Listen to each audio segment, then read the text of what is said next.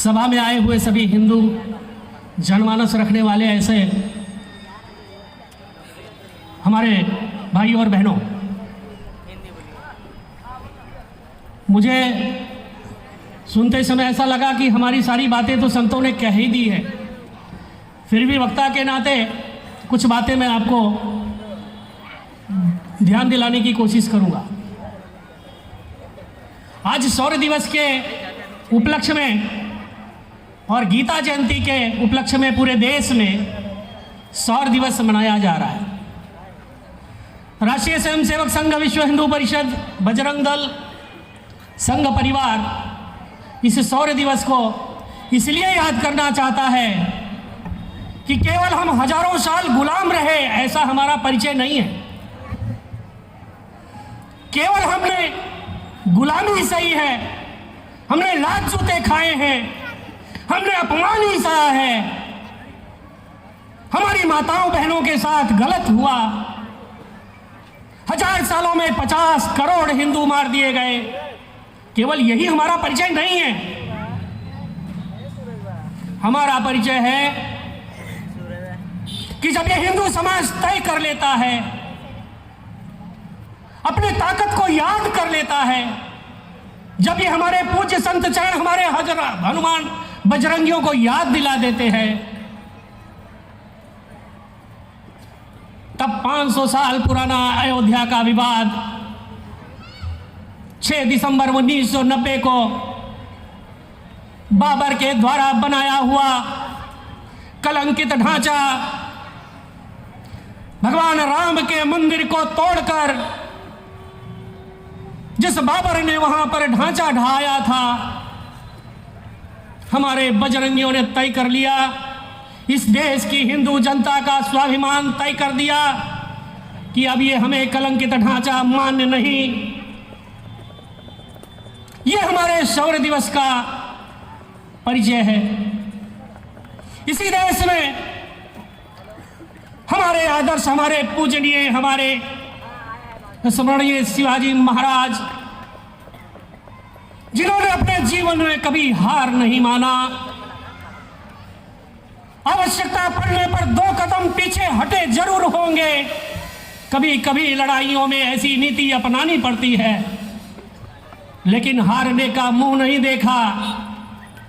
ऐसे शिवाजी महाराज को, ऐसे संभाजी महाराज को, ऐसे अनेक वीरों को याद करने के लिए ये सौर दिवस हम मना रहे हैं। आज के दिन,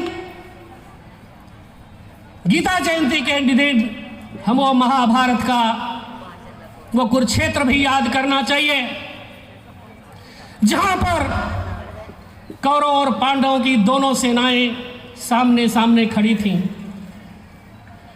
दुनिया की सज्जन शक्ति पांडवों के साथ थी और दुनिया की दुर्जन शक्ति कौरवों के साथ थी। बाबे दिन हमने देखा, और जब सज्जन शक्तियों ने मिलकर भगवान कृष्ण के मार्गदर्शन में महाभारत की लड़ाई लड़ी, तो हमने बता दिया कि अधर्म पर धर्म का ही विजय होता है।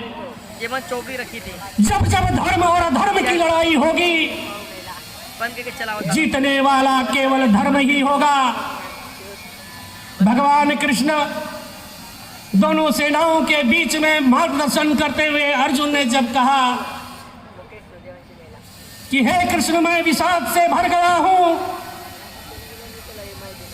मेरे सामने सेना के विरोध में हमारे ही परिवार के लोग, हमारे ही अपने स्वजन, हमारे ही अपने रिश्तेदार, हमारे ही समाज के लोग हमारे लिए लड़ने के लिए तैयार हैं, हमारे विरोध में लड़ने के लिए तैयार हैं। हे कृष्ण, मैं इनके ऊपर कैसे धनुष चलाऊं? और उसी बात का, उसी विषाद का उत्तर देने के लिए भगवान ने 18 अध्याय में गीता का वर्णन किया, और अर्जुन के उस विषाद को समाप्त करते हुए भगवान ने कहा कि तू किसी की हत्या करने वाला नहीं है, अधर्म पर धर्म, अधर्म का विजय, अधर्म पर धर्म का पताका लहराने के लिए तुझे ये कृत्य करना है और इसका तुझे पाप नहीं लगेगा। और इसलिए बजरंगियों से मैं ये निवेदन करता हूं कि अपने धर्म की रक्षा करने के लिए आप किसी से अपने व्यक्तिगत स्वार्थ के लिए लड़ाई नहीं लड़ते, आप अपने स्वार्थ के लिए कोई कार्य नहीं करते, केवल भगवान राम हनुमान जी को आदर्श मानकर अपने धर्म की रक्षा करने के लिए जो लड़ाई लड़ते हैं वह ईश्वर की सेवा का काम है। इसमें आपको कहीं पाप लगने वाला नहीं। और इसलिए आपको लगातार इस कार्य को आगे बढ़ाते हुए आगे बढ़ना पड़ेगा। हमारा, जैसा कि संतों ने कहा, हमारा तत्व ज्ञान ऊंचा है। महाराज श्री ने कहा कि केवल तत्व ज्ञान के ऊंचा होने से काम नहीं चलेगा। हमारे पास 4 वेद, 18 पुराण और कई उपनिषद तो हैं। अभी महाराज जी ने कहा कि एक दंड वेद भी रखना पड़ेगा और जरूरत पड़ने पर भी धर्मियों को दंड देकर भी अगर उन्हें सीधा करना पड़े तो उसमें कोई गलत नहीं है, क्योंकि उनका पालन पोषण, उनकी दिशा, उनकी सोच बदलने के लिए कभी दंड वेद का भी इस्तेमाल करना चाहिए। कानून के हिसाब से, संविधान में दिए हुए कानून के हिसाब से जो कुछ भी आप कर सकते हैं वो आपने करना चाहिए। केवल शस्त्रों से, केवल जैसे कि महाराज श्री ने कहा, केवल भाषण करने से काम नहीं चलेगा, क्योंकि आपकी बात समझने के लिए दुर्जन तैयार नहीं है। उनकी मनसा, उनकी सोच आपसे भिन्न है और इसलिए आपको आगे इस बात का ध्यान रखने की जरूरत है कि हमारे ऊपर कई बार आक्रमण हुए। आक्रमणकारी दिल्ली से चलता है, बख्तियार खान हरियाणा होते हुए आसाम तक पहुंच जाता है, बिहार पहुंच जाता है। नालंदा विश्वविद्यालय जो 10 किलोमीटर में हुआ करती थी, जिसके अंदर 15,000 विद्यार्थी पढ़ते थे, 5,000 शिक्षक और प्रोफेसर रहा करते थे, कर्मचारी रहा करते थे। 250 की सेना लेकर बख्तियार खान 20,000 नालंदा विश्वविद्यालय के सभी विद्यार्थियों का सर तन से जुदा कर देता है। उसको एक खरोच भी नहीं आती है। पूरे लाइब्रेरी को जला देता है, जो 6 महीने तक वो लाइब्रेरी जलती है, जिसके अंदर हिंदू सनातन धर्म का वेद पुराण, रिसर्च, स्कॉलर सब कुछ उसके अंदर रहा हुआ करता था। ऐसा इसलिए है कि ये हिंदू समाज के लोग संगठित नहीं। 100 साल पहले राष्ट्रीय स्वयंसेवक संघ ने यही देखा कि बार बार हजारों साल से ऐसे हिंदू समाज पर आक्रमण क्यों होता है। तुर्क आए, मुगल आए, बाबर आए, औरंगजेब आए, यहां तक कि अंग्रेज भी आए। यहां से 8,000 किलोमीटर दूर ब्रिटेन, इंग्लैंड, आबादी केवल 1 करोड़, 50 से 55 देशों पर कब्जा करने वाला कुछ सेना की टुकड़ी लेकर भारत में आता है। 20 करोड़ इस देश की जनता पर हुकूमत करता है, 200 साल तक हुकूमत करता है। हमारी क्षमता नहीं, 20 करोड़ होने के बावजूद भी हम अलग अलग, हम जाति भेद में बटे हुए, हम ऊंच नीच में बटे हुए, एक दूसरे का मान करने के लिए हम तत्पर रहते हैं। कभी सोचा है कि जब आप कभी कोई ऐसा विवाद आ जाए तो आप उससे कहो कि जब आपसे विवाद तो मैं भी कर सकता हूं, आपके पास सामने शक्ति तो मैं भी दिखा सकता हूं, लेकिन मैंने तय किया है कि मैं किसी हिंदू से विवाद नहीं करूंगा। हमने ट्रेन में झगड़ते हुए देखा है, माथे पर टीका लगा हुआ है और छोटी सी बात के लिए झगड़ा करते हैं। क्या हम ऐसे समय पर ऐसा कह सकते हैं? बताइए, कह सकते हैं? बिल्कुल कह सकते हैं। हम यहां से संकल्प करके जाएंगे कि हम अपने किसी भाई से विवाद नहीं करेंगे, अनावश्यक विवाद तो बिल्कुल नहीं करेंगे। और 98% केवल एक दूसरे के ईगो की, अहंकार की रक्षा करने के बाद के लिए झगड़ा होता है। इस देश पर अंग्रेज 190 साल हमारे ऊपर शासन करते रहे, यही बात खत्म नहीं हुई। 1947 में देश आजाद हुआ, उसके एक दिन पहले 14 अगस्त 1947 को देश का बंटवारा हो गया। बंटवारा किस बात पर हुआ? एक ही बात थी, कहना उनका यह था हमारी पूजा पद्धति अलग, हमारा खान पान अलग, हमारे भगवान अलग, हम आपके साथ नहीं रह सकते। जिस मुस्लिम लीग की स्थापना 1307 से लेकर के 1370 के बीच 1907 से लेकर 1917 के बीच हुई, उनकी डिमांड यही थी और यही सी डिमांड को लेकर उन्होंने बंग भंग आंदोलन किया। लेकिन इस देशवासियों ने बंग भंग आंदोलन को फेल कर दिया और देश का बंटवारा नहीं होने दिया। फिर 1947 में ऐसा क्या हुआ? ऐसा कौन सा दबाव बन रहा था जिसकी वजह से भारत और पाकिस्तान का बंटवारा हुआ? और यह बंटवारा केवल धर्म के आधार पर हुआ। उनका कहना था कि हम आपके साथ नहीं रह सकते। अच्छी बात है, डॉक्टर बाबा साहब अंबेडकर ने उस समय कहा कि जब बंटवारा हो ही रहा है तो ठीक ठीक हो जाना चाहिए। इस देश के मुसलमान वहां चले जाएं और उस देश के सारे हिंदू यहां चले आएं। इसके बावजूद भी इस देश की राज्य सत्ता ने इसका समर्थन नहीं किया। पूज्य गांधी जी ने कहा कि जो ईमानदार मुसलमान इस देश में हैं वह इस देश में रह सकते हैं, अच्छी बात है। और उस समय कुछ रहे भी होंगे, लेकिन उनकी जो औलादें पैदा हुई वो सब सपोले निकले। हमने जिनको इस राष्ट्र के भक्त जान करके हमने उनको समझा, इस देश के भगत समझ करके हमने उनको साथ में रखा, उन्होंने सपोले पैदा कर दिए। और वो सपोले हैदराबाद से क्या कहता है कि ये पुलिस को केवल 15 मिनट के लिए हटा दो। अरे मियां,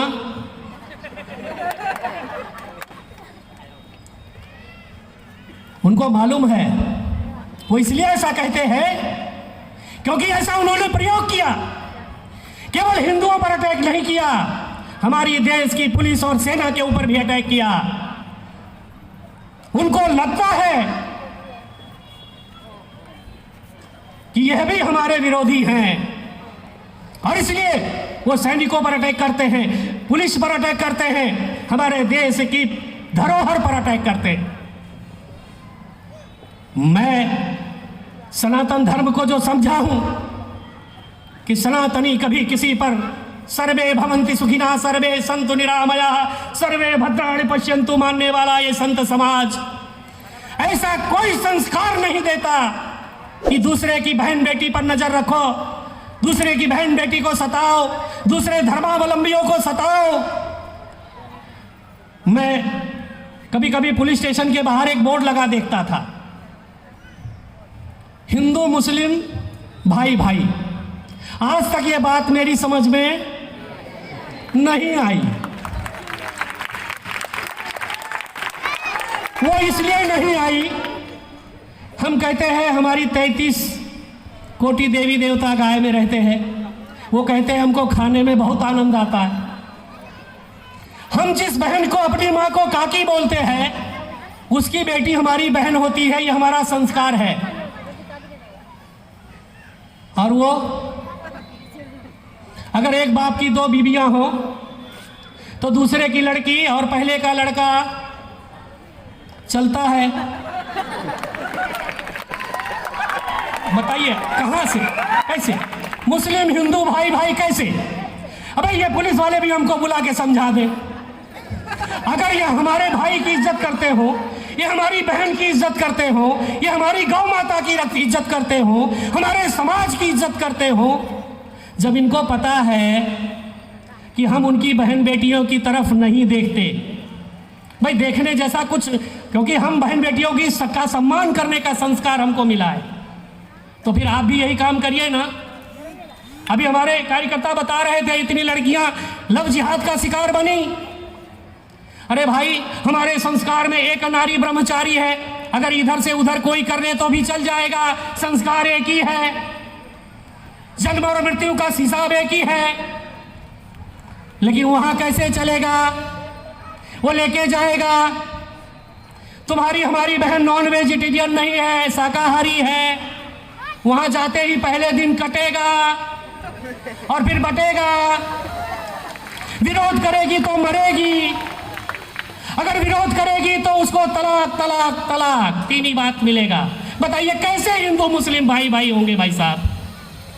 अगर हमने उनकी एक लड़की ला भी ले भी आई तो भी हम उसे अपने घर में देवी का सम्मान देंगे, हम उसका पूरा सम्मान करेंगे। लेकिन जब हमारी बेटी उनके घर जाती है तो सम्मान की जगह अपमान ही देखने को मिलता है और हमारे घर के दरवाजे बंद हो जाते हैं। मित्रों, हमें अपनी बहन बेटी तो बचानी भी है। सृष्टि का नियम है, हमेशा होता आया है, जब तक ये सृष्टि रहेगी, एक तरफ देवता, एक तरफ दानव, एक तरफ अच्छे, एक तरफ बुरे, और इनकी दोनों की लड़ाइयां होने वाली है। अगर लड़ाई नहीं होती तो पुलिस फोर्स की जरूरत क्या थी, विवाद नहीं होता तो कचहरी कोर्ट की जरूरत क्या थी। इस बात को जब तक ये समाज मान नहीं लेगा तब तक हिंदू मुस्लिम भाई भाई नहीं होगा। जितनी इज्जत हम तुम्हारी करते हैं उतनी ही इज्जत तुम्हें भी हमारी करनी पड़ेगी। दुनिया में हमने एक भी देश ऐसा नहीं जहां पर जाकर हम रहे, उसी देश का खाए और उसी देश पर आक्रमण करके हथिया लिया। लेकिन आपके संस्कार हैं, आपने यही किया, जिस देश में गए, जिसका खाया, उसी की थाली में। नहीं तो 1500 साल पुराना इस्लाम, 2200 साल पुराना क्रिश्चियनिटी, 100 देशों में है 2200 साल पुराना क्रिश्चियनिटी, और 56 देशों में है इस्लाम को मानने वाला इस्लाम। 56 देशों में इस्लाम मानने वाला, हाँ, हिंदुत्व नहीं है वहां। आप समझ सकते हैं कि यहां सरते सर तन से जुदा कहकर भी पाकिस्तान में कोई हिंदू रह सकता है, सम्मान के साथ रह सकता है। यहां पर वो बात कहने वाली हमारी बहन, जिसने वही कहा जो जाकिर नाइक ने कहा कि भाई जो उसने कहा वो गलत नहीं कहा, इसके बावजूद भी कन्हैया लाल का तन सर से जुदा हो जाता है और हमको बताते हैं हिंदू मुस्लिम भाई भाई, हमको सैकड़ों साल से मूर्ख बना रहे हैं। इसी गलत फहमी में अपने घर में हम ड्राइवर रख लेते हैं, पता चलता है वो हमारी ही बहन को लेके निकल गया। हिंदू मुस्लिम भाई भाई, अरे भाई धोखा के अलावा और कुछ दिया ही नहीं। पिक्चर में दिखाते हैं पंडित जी पाखंडी और फलाने चाचा। मैंने एक बार शोले देखी, मूर्ख बनाने की कितनी आप पराकाष्ठा है सोचिए। हमने शोले पिक्चर देखी, शोले देखते समय उस गांव में, ठाकुर के गांव में लाइट नहीं थी, बिजली, ठकुराइन को लालटेन जलाते हुए देखा ना आप लोगों ने। बहुत बड़ा आदमी थे ठाकुर, पुलिस कमिश्नर थे, छोटे मोटे नहीं थे, जेल सुपरिटेंडेंट थे, पर उनके घर में लालटेन। लेकिन जब चाचा का लड़का उन्हीं के ताऊ चाचा ने मारा तो जजान सुनाई पड़ती है और मस्जिद में लाइट है। चाचा क्या बोलते हैं, अरे भाई मुझे कोई मस्जिद तक तो ले चलो, नमाज का वक्त हो गया। इतना मूर्ख समझते हैं हमको कि मस्जिद में तो लाइट है, ठाकुर के यहां लाइट नहीं है। अभी हमने तय कर लिया है, हम मूर्ख बोलो हाथ उठाकर, हम मूर्ख। और हकले की पिक्चर क्या बोलता है मालूम है? अरे हम हवा है क्या? अरे तू हवाई है, अभी पता चल जाएगा कि तू हवा है और हवाई होने वाला है। ये देश का अगर हिंदू समाज ने जो तय कर लिया, जो सॉरी गाथा लिखने का तय कर लिया, किसी की मां ने नहीं जन्मा कि उसको पीछे कर दे।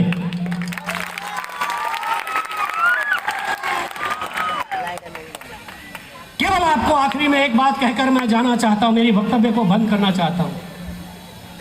हमारे हिंदू समाज में जाति भेद की सबसे बड़ी सामाजिक बुराई है।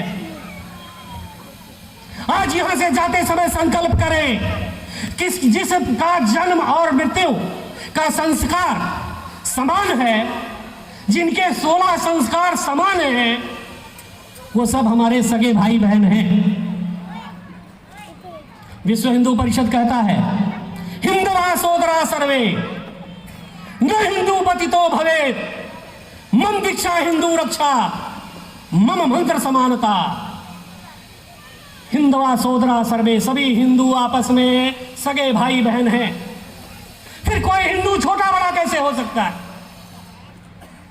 अरे भाई, जन्म लेते समय मैंने भगवान को चिट्ठी नहीं लिखी थी, आपने भी चिट्ठी नहीं लिखी थी कि आप मुझे इस परिवार में जन्म दो।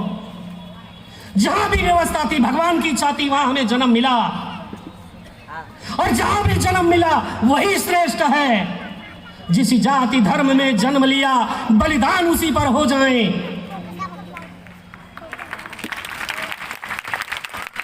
तो फिर कोई छोटा बड़ा कैसे हो सकता है? बताइए, हो सकता है क्या? हम आपस में 16 संस्कार करने वाले सभी हिंदू आपस में सगे भाई बहन हैं। हम एक दूसरे का अपमान ना करें, और हम अनजाने में भी अपमान करते हैं।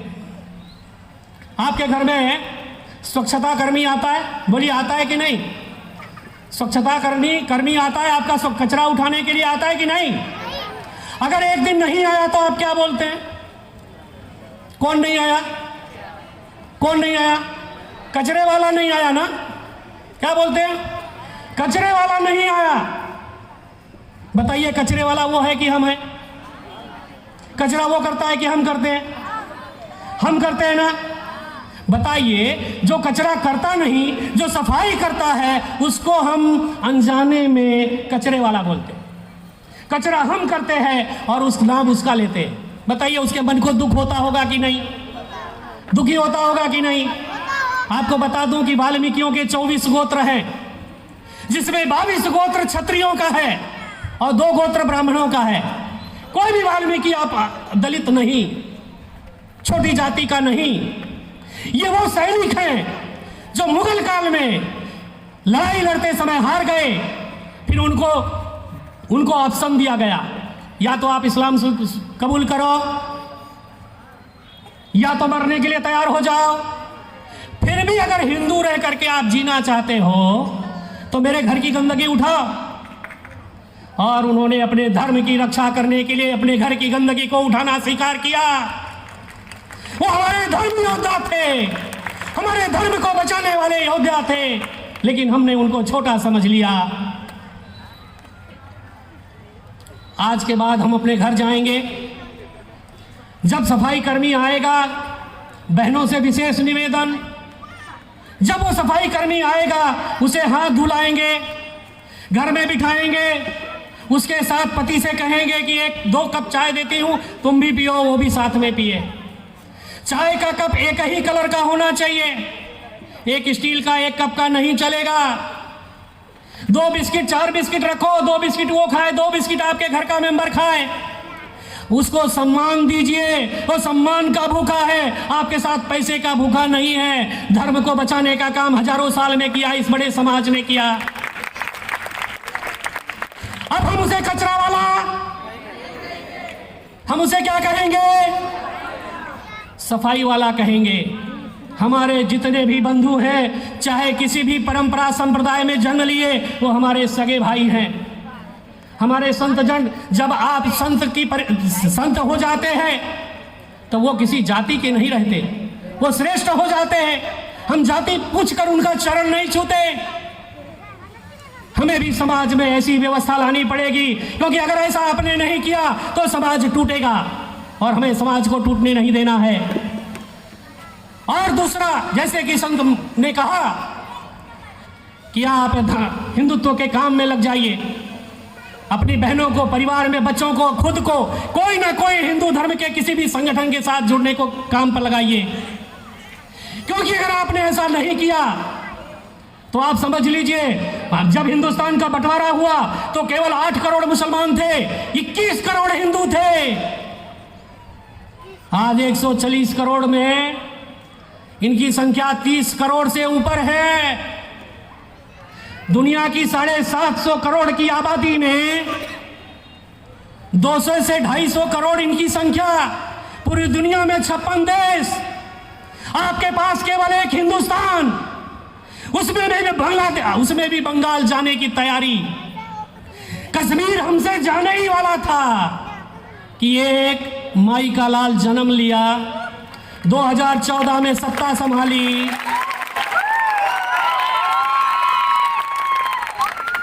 इस देश का नेतृत्व कहता था, विचार किया तो खून की नदियां बहेंगी। एक मच्छर भी साला नहीं मारा।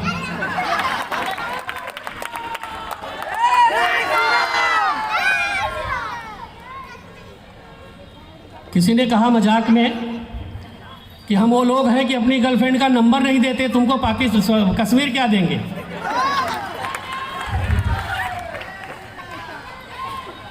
आज बंगाल हमारा जाने की तैयारी में है। उत्तर के जितने भी 7 प्रदेश थे, चाइना अपना बताता था। मणिपुर, मिजोरम, नागालैंड, सिक्किम, त्रिपुरा, आसाम, वो भारत में मानता ही नहीं था, क्योंकि हमारे देश के नेतृत्व का ऐसा मानना था कि अगर चाइना से कुछ भी मस्ती की तो नाराज हो जाएगा, वो बुटके हमसे नाराज हो जाएंगे। अभी बॉर्डर पर देखा, कूट दिया उठा के, पटक के, मार के। अरे हमारे देश के सैनिक कमजोर नहीं है, इनको कमजोर बनाया गया। हमारा एक एक सैनिक वीर शिवाजी की तरह है, पर हाथ बांध दिए गए और कहा गोली चलाओ। अरे हमारे देश के सैनिकों पर जिनके हाथ में AK-56, उसको टपली मारते थे, टपली। और वो इसलिए नहीं चला सकता क्योंकि चलाएगा तो कोर्ट मार्शल हो जाएगा। अभी पत्थर फेंका कि उधर से थड़ 5 मिनट में काम तमाम। करो मुकदमा, करो केस, क्योंकि नेतृत्व मर्द है। वो हमको भी तुष्टीकरण नहीं देता, वो किसी और को भी तुष्टीकरण नहीं करता। वो अपने धर्म का अभिमान करता है, लेकिन दूसरे के धर्म का अपमान नहीं करता।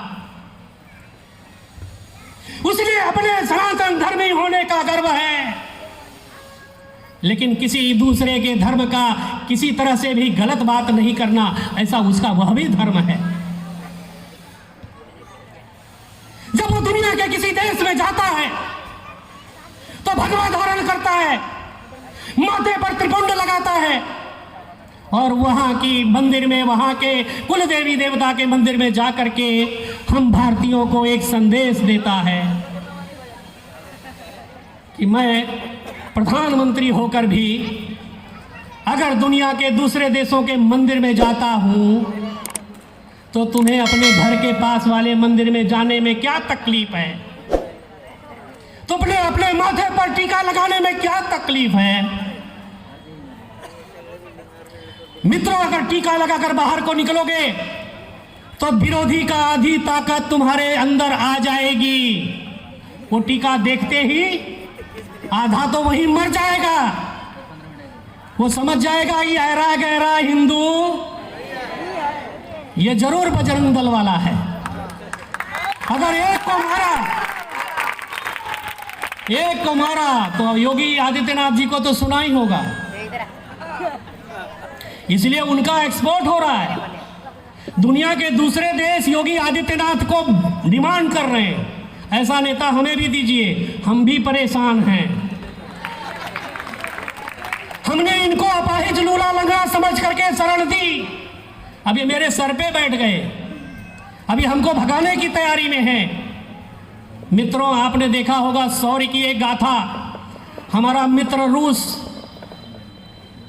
को एक समझ थी कि यूक्रेन 5 से 10 दिवस में निपट जाएगा, इससे ज्यादा यूक्रेन टिकने वाला नहीं है। लेकिन ये बजरंग दल की सोच रखने वाले यूक्रेन के लोग, वहां का बच्चा, वहां का जवान, वहां की महिला घर से निकलकर इस युद्ध को कितना महीना चलाया? 10 महीना। 10 महीना, ये आपकी ताकत है। आपने अगर, हमारा संस्कार, हमारी संस्कृति किसी को तकलीफ देने की नहीं है। हमारा संस्कृति, हमारा सम्मान, हमारा ये है मानना कि जो भी संसार में पैदा हुआ है उसे सबको समान अधिकार, समान सम्मान का अधिकार है। लेकिन मित्रों, हमें कोई अपमानित करेगा तो वो 1000 साल चले गए। अब हम अपमानित होने को तैयार नहीं हैं। जो लोग 2014 के बाद समझ रहे थे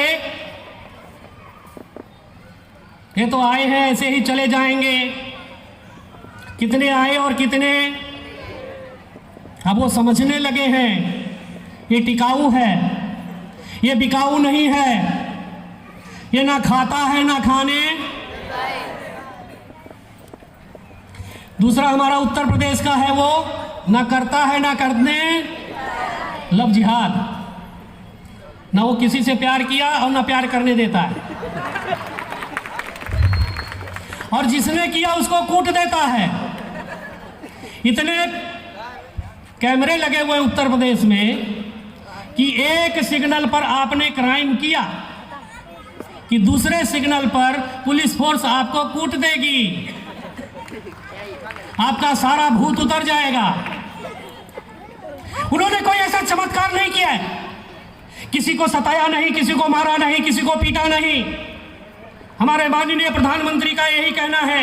अभी G20 के देश का जब वो अध्यक्ष बने, उन्होंने कहा, सारी पुलिस फोर्स के सामने कहा कि इस देश का 99% सज्जन जनता है, सीधी सरल जनता है, और 1% केवल क्रिमिनल है।